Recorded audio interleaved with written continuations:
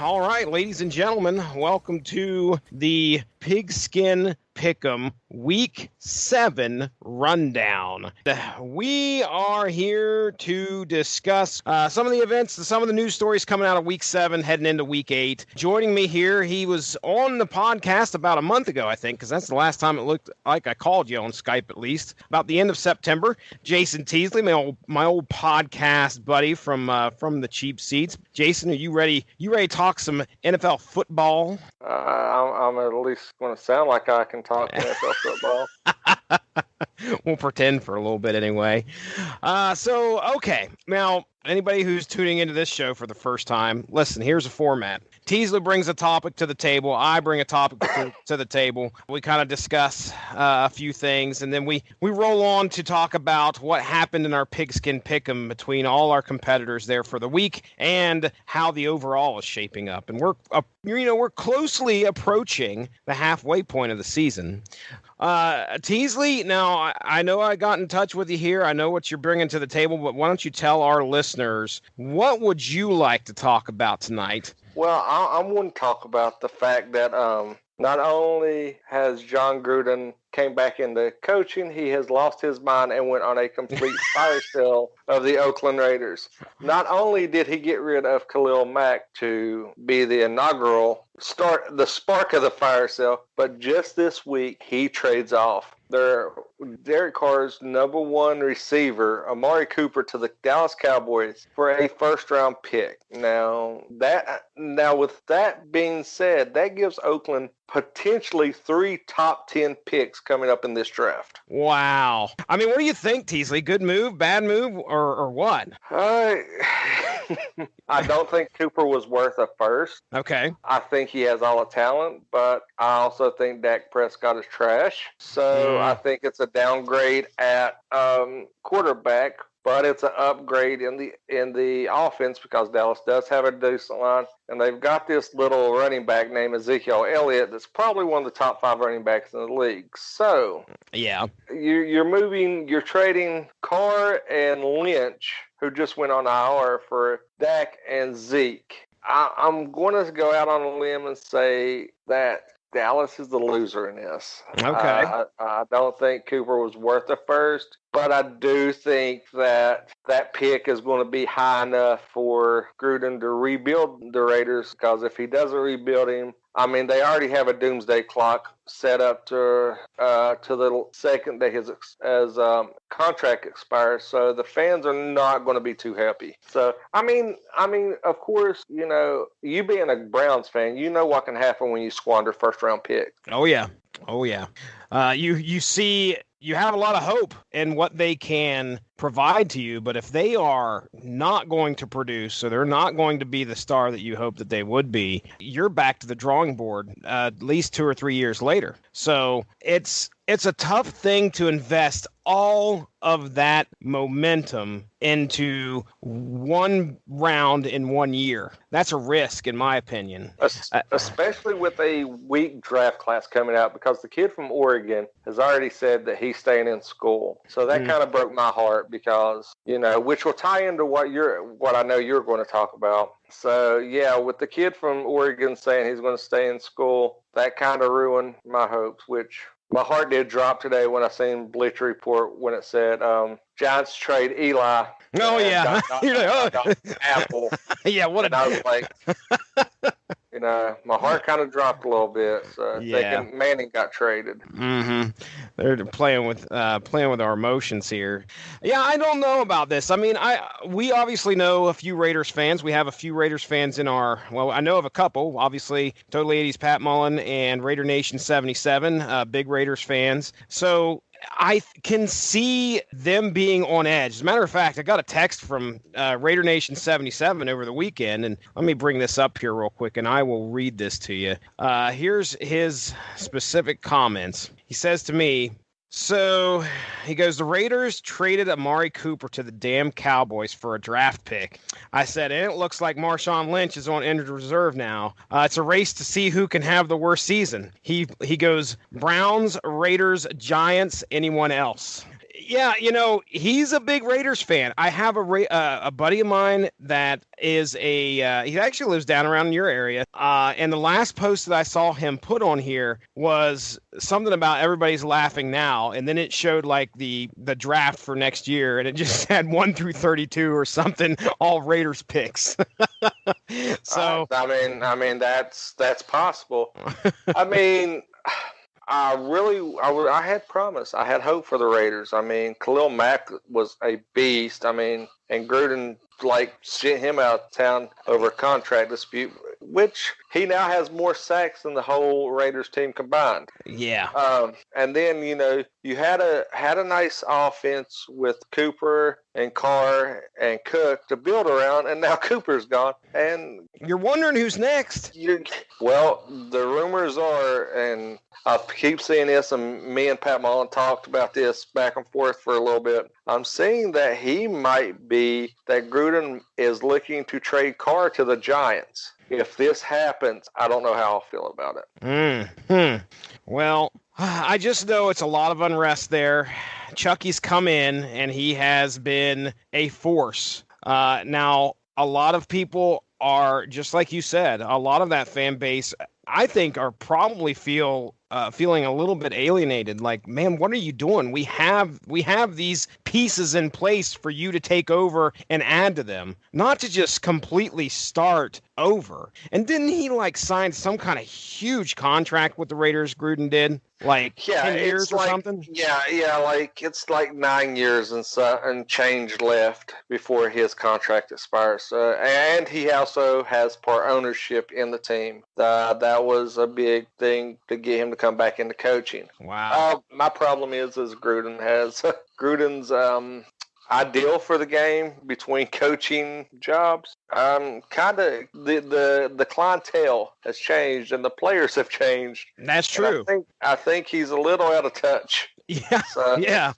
I mean, he's trying. It just feels like really on the nose. He is definitely attempting to either become one of the greatest coaches in Raiders history or setting up to be one of the biggest failures for the franchise. And what we may be seeing here is really the beginning of something great. You never know. But he may look insane to others, but he is in control right now. And there is, as they say, most likely a method to his madness. So we'll see as years, it sucks to say this, but we'll see as years go by to see exactly what's going to happen. I don't think this is something that they're going to be able to immediately recover from, no matter how many draft picks they get next.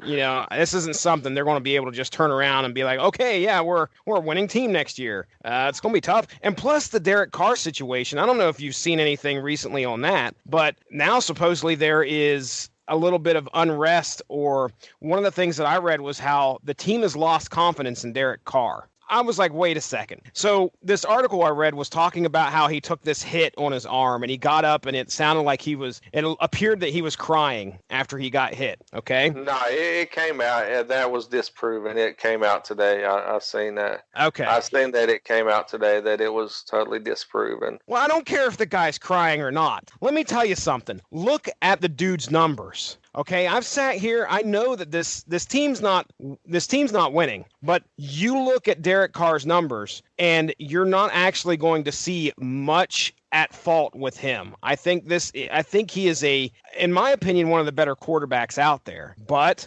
if they're losing confidence in him supposedly because of something like that, that's ridiculous. You just look at what your quarterback is producing and how they're doing, and that's what you should base your confidence off of. So I'm glad that was disproven, because that's ridiculous. That's ridiculous. And I'd hate to see Carr on the outs with this team, because if that's the case, then fine. There is a better team out there that can support this man. Just be ready. Anything can happen with old Chucky at the helm. You never know. So let's talk about your team, buddy. I know this is something that's going to be easy for you to discuss. Now, I know you're a Giants fan. Our fans will probably remember we talked about that, I believe, there about a month ago. Now, a month ago, know that was 4 games ago. Your team's sitting at 1-6 right now. Give us your thoughts on the New York Giants. Give us your thoughts on Eli Manning, and then I'll step in with what I'm bringing to the table. My thoughts are the trade deadline is looming. We need an offensive line. Eli keeps picking himself up off the turf way too much. They made a nice little comeback that I slept through last night.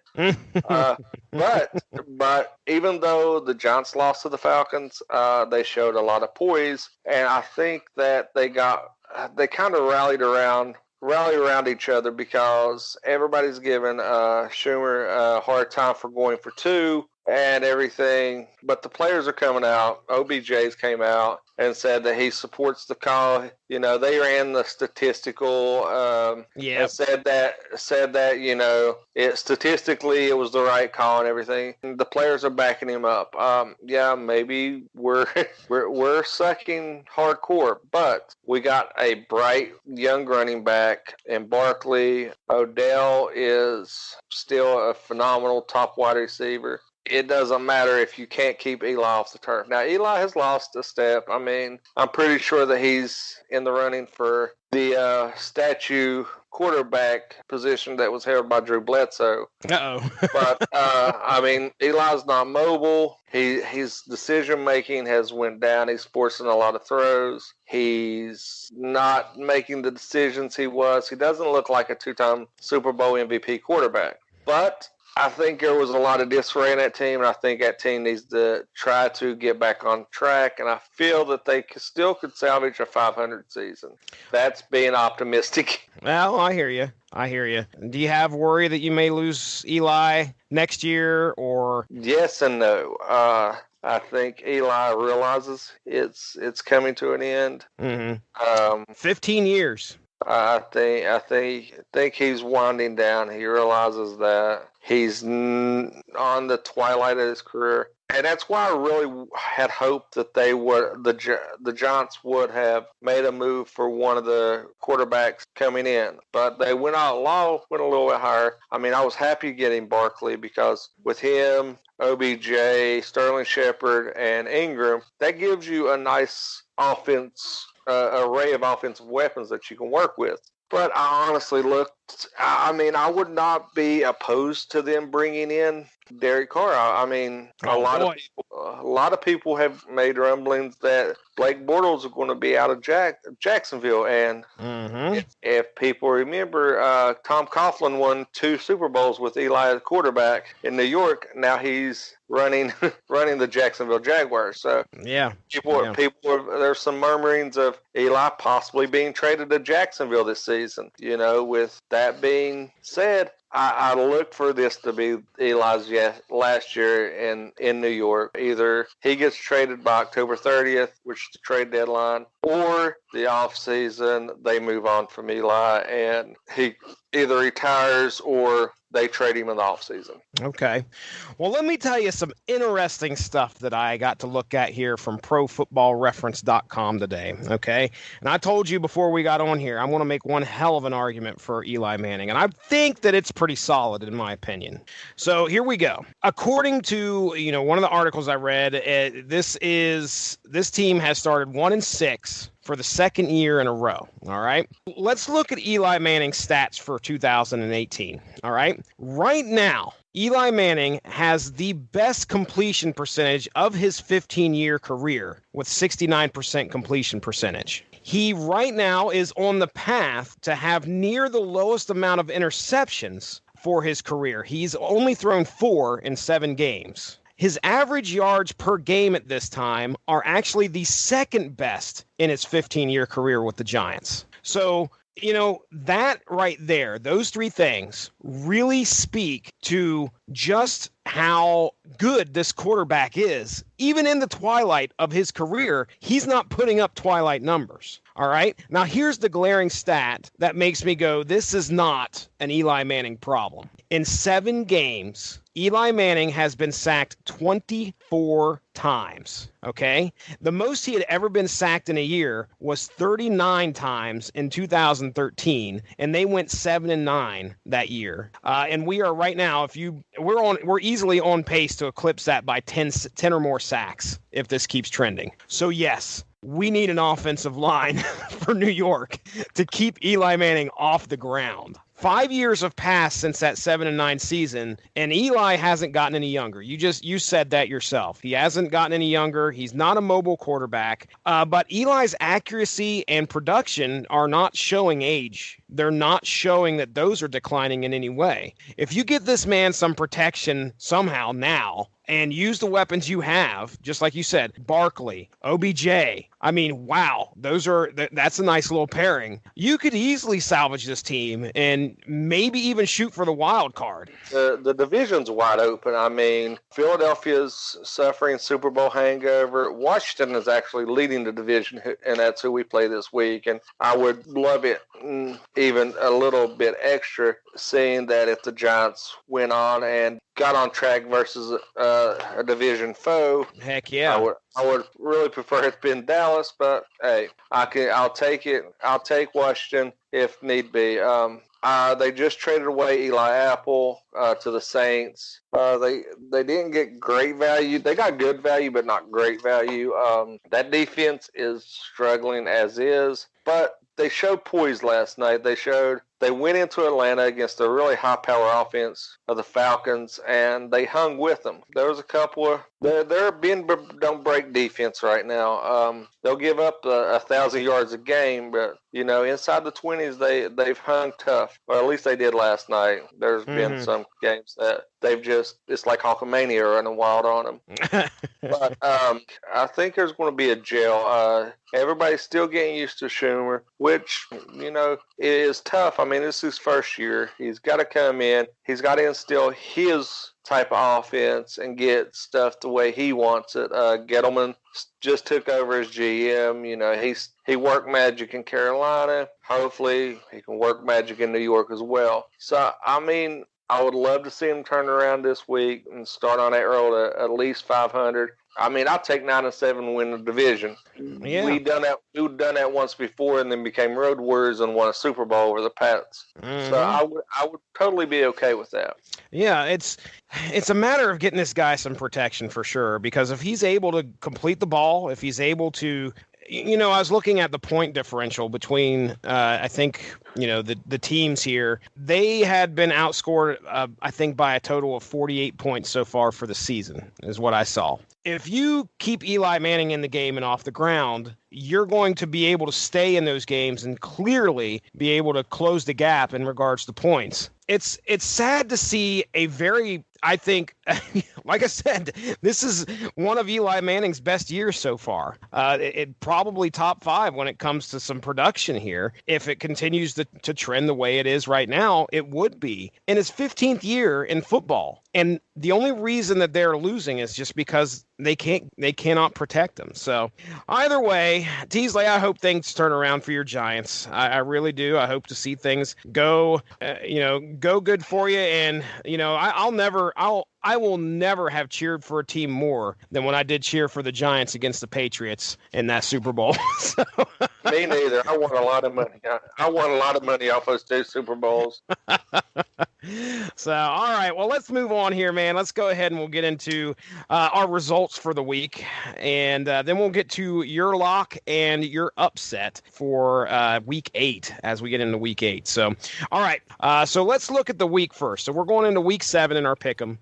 Big Ben 07, of course, like we've seen for the past 7 weeks, the man or woman is not picking any points, but they are picking games. This week, Big Ben 07 had the opportunity. If they would have had points, they probably could have been at the top. They only missed 3 games, and 2 of those games were actually against the grain. If you look at what they lost on, I think they chose. So Big Ben 07 chose Arizona when everybody else took Denver. And they took the Jets when everybody else took Minnesota. If he would have went with everybody else in those picks. The only thing he would have lost was Philadelphia, which would have been damn impressive. But again, no points, so we're moving on. Moving our way up here. Dwayne Williams comes in last place in the points of the people who are playing for points, and it came down to Monday night as myself, Stizzy Stompers, had 11 on Atlanta, while Dwayne had 5 on the Giants. Only one of 2 people that took the Giants there Monday, allowing myself to squeak by into 14th spot by 2 points.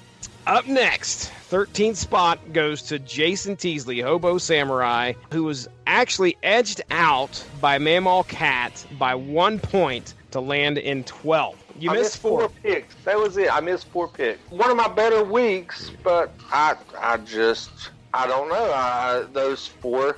Well, actually, that was my best week to date. You took a bath on Dallas. Dallas, you lost 10. No. Okay, it was my third highest week. Okay. Yeah, you took a bath on Dallas. Dallas had 10. You had 10 on Dallas, excuse me, and then you had Chicago, which I went with Chicago too. I had a 4 on Chicago. You had 9 on them, and they should have been able to. And I changed that morning. Because Gronk. I seen Gronk out, and I was drinking the Kool-Aid as I had my pancake. I was sitting. I was mulling it over, and I was like, Gronk's out. Defenses looking scary. It looks like they're getting back to form. And Brady told me to shut the hell up and sit down. He's still the man, and I said yes, sir. And I took my beating like a woman.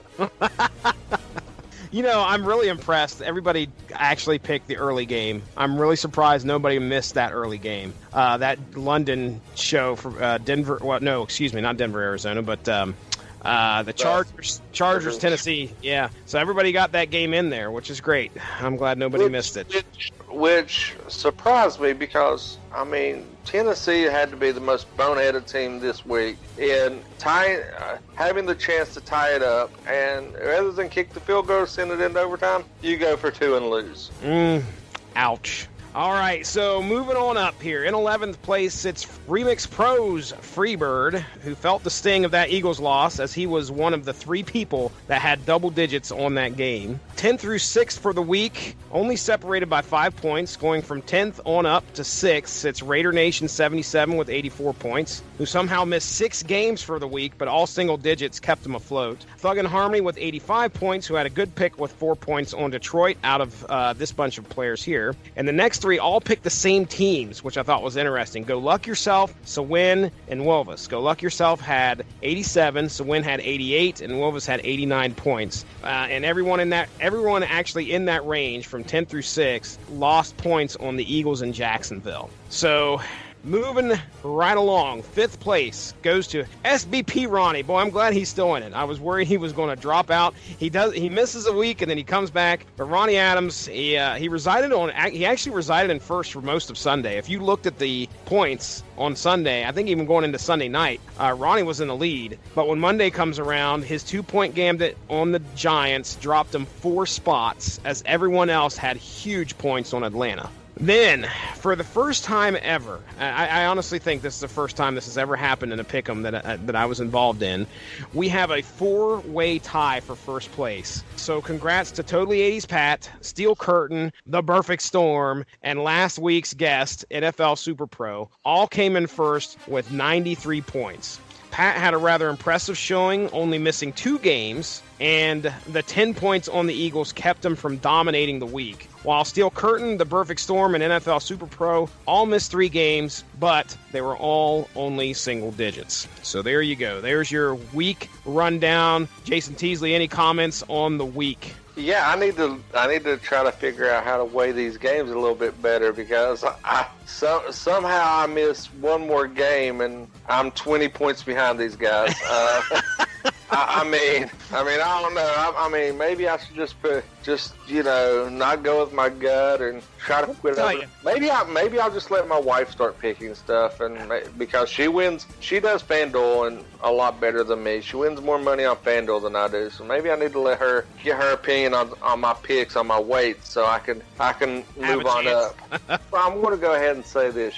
I should change my name to George Jefferson now. Because I'm going to start moving on up. I'm going to actually, I get to spend a lot of time in my office now doing absolutely nothing and getting paid for it. I'm going to pull it because I'm going to pull out a little secret weapon of myself. I'm going to go back to my cheap seats days and start using the method I used when we done the cheap seats. Wait till Wednesday night, get extremely drunk, and then go through and make my picks because I seem to do a lot better that way. All right, so moving on, we're going to talk about the overall Jayson Teasley. So here is our summary of what has transpired for the overall this week. Here we go. So we have some movers and shakers, that's for sure. All it took was, again, someone's good week and someone else to have a bad week, and we've got people moving all over the place. Starting from the bottom in the points, 15th through 10th, which is SBP Ronnie, Freebird, Hobo Samurai, Raider Nation, Sawin, and Thug and Harmony all remain steady, and there's no change in the seating there. However, there is still a close race between Remix Pros, Freebird, and Jayson Teasley, Hobo Samurai. Freebird's closed the gap to 3 points from 8 last week, so he's closing in on you. Now, you guys have leapfrogged quite a few times so far in the year. You're either it's battle for 13th. It seems like. I think it's all the Pat's Blue Ribbon men. Freebird tend to drink at a payphone out around the Marietta, Ohio area. That happens. That will affect your picking ability. And, of course, I could see you guys getting drunk and playing Leapfrog. That would probably happen. Hey, maybe that can happen at a remix show sometime. Please. We'll tag Jock Sampson in and make it a three-way dance of Leapfrog. That's awesome. All right. Now, the top nine in the overall see a shift this week. So let's look at the race for 7th, starting with Mammal Cat dropping from 7th to 9th, but only 2 points behind 8th place, which was actually one of our worst performers of the week, Dwayne Williams, who dropped 3 spots from 5th to 8th. Let's look at this. I just noticed something. Me and Dwayne have the exact same record. He is 61-44 overall. I am 61-44 overall. Oh, wow. And we are separated by 80 points. 80? Yeah, he is 80, actually 82 points ahead of me. He sets at 562, I set at 480. What? Wow. That hurts. I actually have a better record than you. So there you go. You're exactly right. 80 points in between you two, same record. These weights are killing you, bro. They're killing you, man. So White Dwayne, like I said, he dropped from 5th. He dropped 3 spots from 5th to 8th, but not to be outdone. Stizzy Stompers. Yes, I fell 3 spots as well, right out of the top 5 from 4th to 7th. And I only lead Dwayne by 3 little points. So at this time, there are only 5 points total between those 3 spots we're talking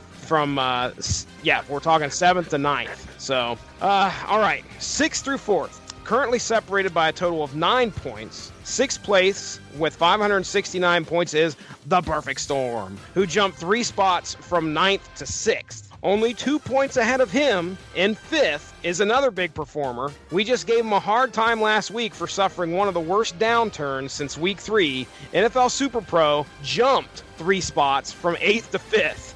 And gaining 2 spots from 6th to 4th, Steel Curtain is 7 points ahead of 5th right now. Now, this top 3, this is interesting. The top 3 are actually kind of starting to pull away from the rest of the field. Tied for 2nd with 594 points are Go Luck Yourself and Totally 80's Pat Mullen. Totally 80's, like I said, he's making good on his plan to have the best pick percentage and points at the end of this year. Now, both of these players are closing the gap on our leader, who has been in first for a while now, but now only a mere 2 points ahead of the two tied for second. That's Wilvis, who again remains in control of the overall at the end of week 7.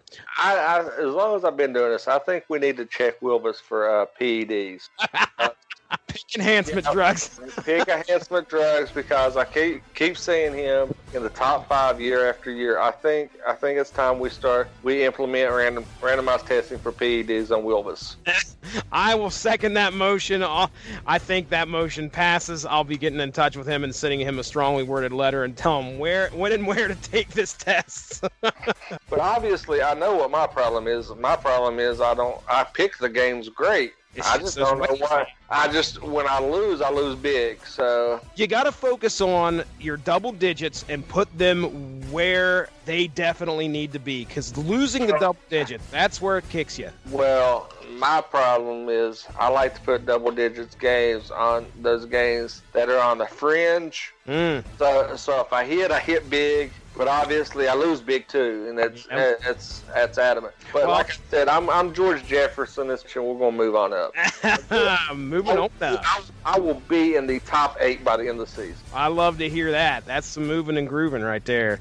All right, Teasley, let's take a look at next week. Lock and upset. So I ain't even looked at next week's games. I've got 2 upsets and 2 locks. Oh, goodness! I could go anywhere you want to go. I got 2 tickets to paradise. Let's go. Just call me Steady Money. Week 8 in the NFL. Jayson Teasley, give us a lock there, buddy. The lock that I am taking: the Rams over the Packers. Oh, wow! That wasn't even one of the locks I was looking at. That was a new lock. That's like my padlock. Okay.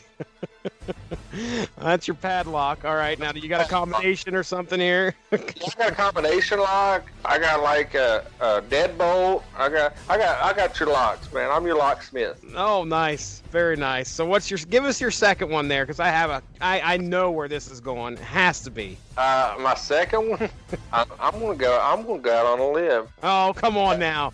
This lock. I'm gonna go with this lock. I give this kid all kinds of hell. I told everybody that would listen he was overhyped. He's proven me wrong. I got a good friend over on W2M that I love to give hell about, Robert Taylor, who's a giant fan. He's a huge fan of this kid. I'm going to go with the Kansas City Chiefs over the Broncos. So this is your second lock, Kansas City over the Broncos. The Chiefs are playing unreal. I was not a big Mahomes fan. I thought he was overhyped. Yeah, now he's MVP candidate from what I heard. He's proving to be the real deal, and they're playing at Arrowhead. The Broncos are struggling. The first game was a great game. I mean, it came down. Mahomes led them to a fourth quarter victory. So I'm going to go with the padlock of the Chiefs. I love the Chiefs. I love it. You know, we're going to talk about your upset here, and I just want to kind of throw everybody back to about a month ago when Jayson Teasley said, "Fitz magic to Fitz tragic." And it happened right before our very eyes that next week. Fitz magic to Fitz tragic happened. So your upset of the week, let's see if you continue that Swami trend that you know what's going to be happening here. I am glad you brought that up, because my upset of the week is actually the Tampa Bay Bucks over the Bengals. The Bengals got shellacked on Sunday night. They did. The Bucks have all the talent there. Jameis Winston, I don't know. I mean, he's hit or miss, but he might find his groove. He might be how Stella gets her groove back this week. And I'm actually taking the Bucks over the Bengals. And then the Pepto-Bismol upset of the week is my New York Football Giants over the division-leading Redskins. Oh, my goodness. You're going to need some antacids as it happens right there on your TV screen. The battle for the NFC East. Not much of a battle Very good. Well, Jayson Teasley, you've been a sport, man. You come on here. I appreciate it. It's good. It's don't give me your locks and upsets. Come on, I don't know. Now, listen, I don't play that game. I don't play no lock upset game. I like to hear, okay, here you go. All right. I'll easily give you one lock. New England is going to handle the Buffalo Bills without even wiping their brow, okay?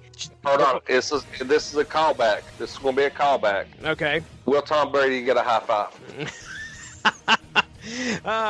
Well, if statistically, that's where statistics really need to come in. How many high fives were offered and how many high fives were given? Because we've seen it before. We may see it again. Take the under of 2.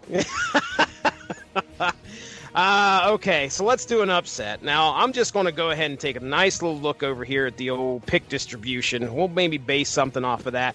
Oh, I'll give you the upset right now because they upset me every week, and that is Miami over Houston. Miami right now sitting at a 7% favorite at Houston, okay? Well, let me tell you something about the Miami Dolphins. You cannot predict what's going to happen to them the next week. So you think? Go ahead. You can predict all you want. Yeah, 7% Miami's going to beat the 93% favorite Houston.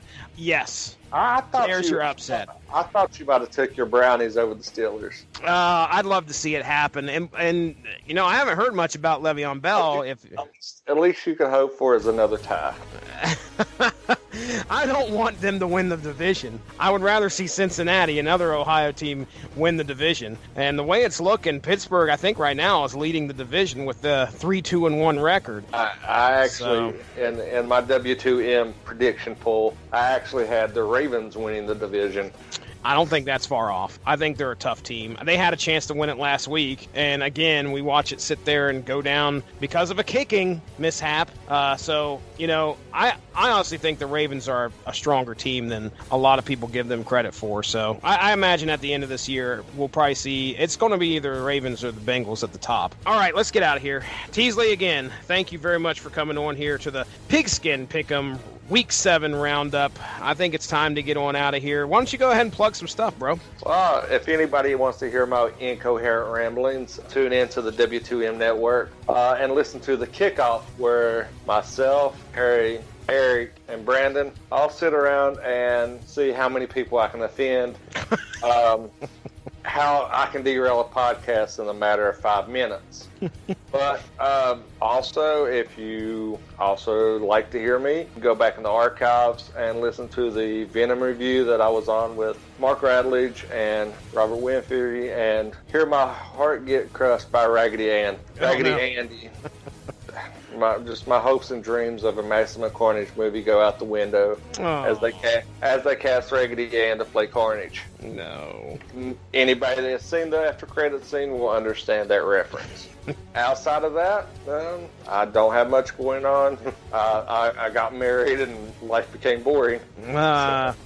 Well, let me tell you a little something. It's always good to get back on a podcast with you, Jayson Teasley. I thank you again for coming on here. Ladies and gentlemen, go give the Rattlich in Broadcasting Network Facebook page a like. You know, that's what kind of makes all of this possible. And, you know, check us out on YouTube. If you haven't had a chance, you can subscribe. I usually post a link in the Facebook group, but you can subscribe to, I think it's showing up on Mark PC Live, which is pretty much the Rattlich in Broadcasting YouTube page. All our Spreaker stuff goes to there.